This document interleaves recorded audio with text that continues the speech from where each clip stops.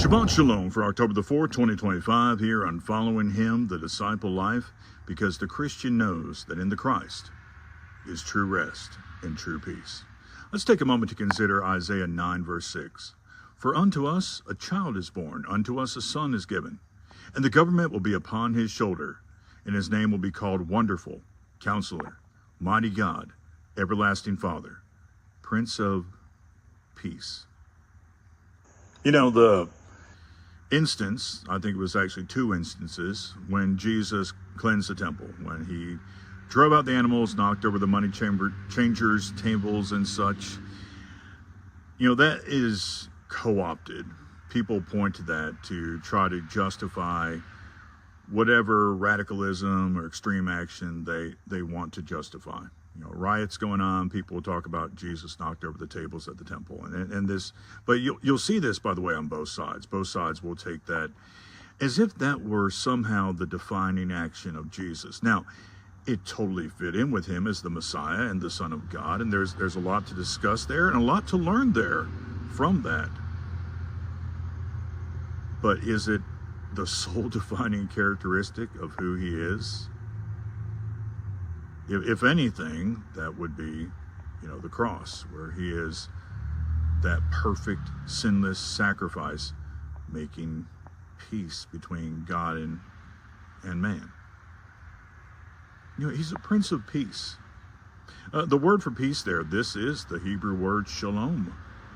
You know, there are some right now, and you know, we need to be aware of some of the stuff going on right now. There genuinely is some true hatred on the rise, and people abusing scripture to try to justify their hatred.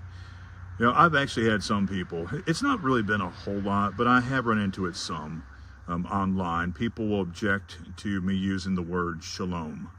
I had somebody tell me I essentially sounded stupid because I used the word shalom, and that this was a person that, yes, he hated Jewish people. Here's the thing. Where it says Prince of Peace, that is Prince of Shalom. An Old Testament word, a Hebrew word, a word used by the Jewish people, was a defining characteristic of the Christ. Now, that doesn't do away with the fact that, yes, he instituted a new covenant, and no, I do not believe we're still under the law of Moses. We are under the law of Christ. It's a new system, and all nations are to be a part of it. But we still have this passage where this concept of shalom, he's said to be the prince of that. Yes, I know in your English translation it says peace, but the word is shalom. In fact, places where we see Jesus saying peace to you and such in Scripture, it's very likely. It's very likely, because we know that he did speak Aramaic. And being in the synagogues, I would say that Jesus also spoke Hebrew.